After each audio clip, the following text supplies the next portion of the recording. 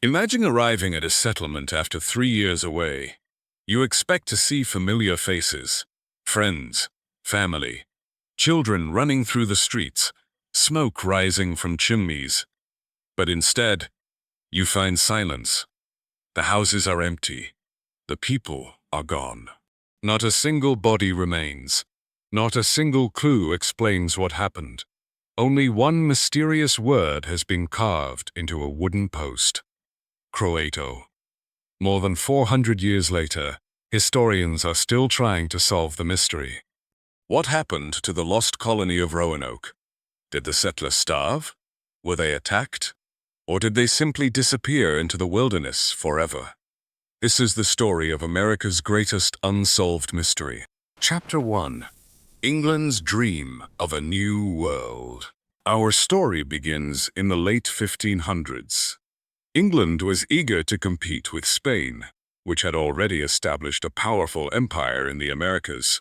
English leaders dreamed of creating colonies across the Atlantic Ocean. These settlements would provide wealth, resources, and strategic advantages. One of the most ambitious supporters of this vision was Sir Walter Raleigh. Raleigh received permission from Elizabeth I to establish colonies in North America. The goal was clear: create England's first permanent settlement in the New World. But nobody knew how difficult that challenge would be. Chapter 2. The Founding of Roanoke. In 1585, English settlers arrived on an island off the coast of present-day North Carolina. The island became known as Roanoke.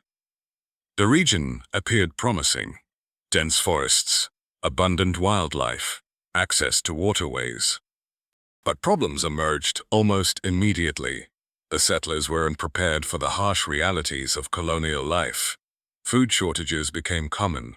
Relations with local Native American tribes fluctuated between cooperation and conflict. Supplies from England arrived slowly. The first colony eventually failed. Most settlers returned home. Yet England refused to abandon its dream. A second attempt was already being planned. Chapter 3. A New Beginning. In 1587, another group of settlers sailed to Roanoke. This time the mission was different. Instead of soldiers, many families joined the expedition.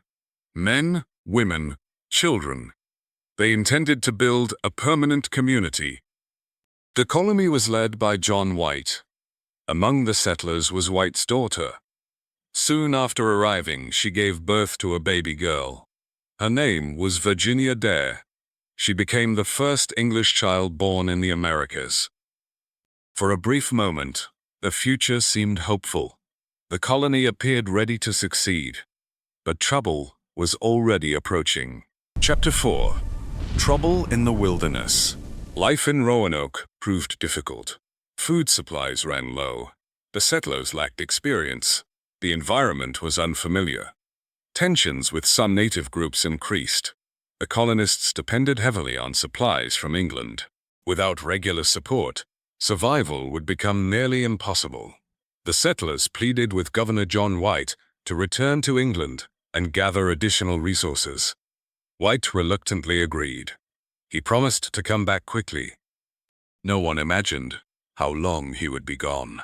Chapter 5. The 3-year delay. John White departed for England in late 1587. His mission seemed simple: gather supplies, recruit assistants, return to Roanoke. But history had other plans. England was preparing for war against Spain.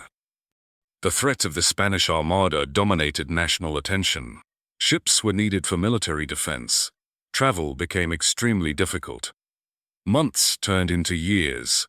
White desperately searched for a way back, yet every attempt faced delays. While he waited in England, his family remained alone in the wilderness. 3 years passed. 3 very long years. Finally, in 1590, White secured passage back to Roanoke. What he discovered would become one of history's greatest mysteries. Chapter 6. The Empty Colony. As White's ship approached the island, excitement filled the air. Soon he would reunite with his daughter, his granddaughter, his friends, the people he had left behind. But as he entered the settlement, something felt wrong. There were no voices, no signs of life. The colony was completely abandoned. Homes stood empty. Tools and belongings had vanished. The settlers were gone. All 117 colonists had disappeared. Without a trace, White searched desperately for answers. Then he noticed something strange. A word carved into a wooden post. Croat. Nearby, the letters C. Crow were carved into a tree. These would become the most famous clues in American history. Chapter 7. The Mystery of CROATOAN. What did CROATOAN mean? Fortunately, it was not entirely unfamiliar. CROATOAN was the name of a nearby island. It was also associated with a Native American tribe that lived in the region. Before leaving, White had agreed upon a simple system with the settlers. If they moved to a new location, they would leave a message indicating where they had gone. If they were forced to leave under danger, they would carve a cross alongside the message. No cross was found. This suggested the settlers may have left voluntarily. But where had they gone? And why? The mystery deepened. Chapter 8. Theories behind the disappearance. Over the centuries, numerous theories have emerged. One theory suggests the settlers joined the Croatoan tribe. Perhaps they integrated into local communities and abandoned their struggling colony. Some historians believe this is the most likely explanation. Another theory proposes that disease devastated the settlement. Survivors may have scattered in search of food and shelter. Others believe hostile tribes attacked the colonists. Violence was not uncommon during that period. There are also theories involving Spanish forces. Spain viewed English colonies as a threat. Some researchers have wondered whether Spanish soldiers destroyed the settlement. Then there are the more imaginative theories: secret conspiracies, ancient curses, supernatural disappearances.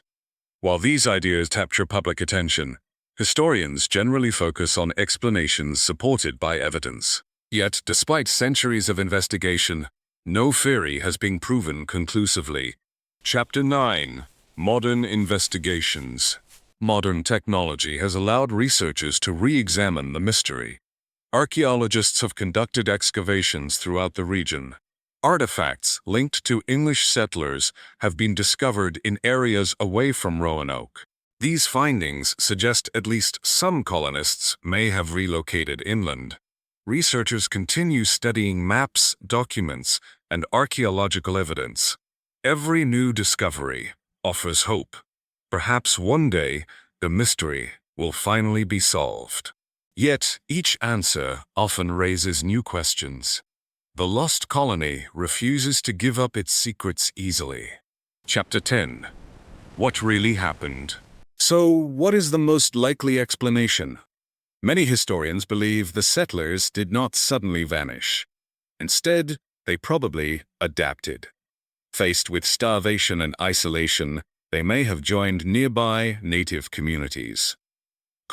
Over time, their descendants became part of the local population. If true, the lost colony was never truly lost. Its people simply became absorbed into a different world. Yet certainty remains elusive. No definitive proof exists. And that uncertainty is what keeps the mystery alive, because mysteries endure where evidence ends. More than 4 centuries have passed since the people of Roanoke disappeared. Empires have risen and fallen. Wars have reshaped nations. Technology has transformed civilization. Yet one simple question remains unanswered. What happened to the 117 colonists? Did they perish? Did they survive among native tribes? Or is the truth still hidden somewhere beneath the forests and coastlines of North Carolina? The Lost Colony of Roanoke remains America's greatest unsolved mystery. A story of hope, a story of survival, and perhaps a story whose final chapter has yet to be written. If history fascinated you, don't stop here. Like, comment, and subscribe for more untold stories. Watch the next untold story.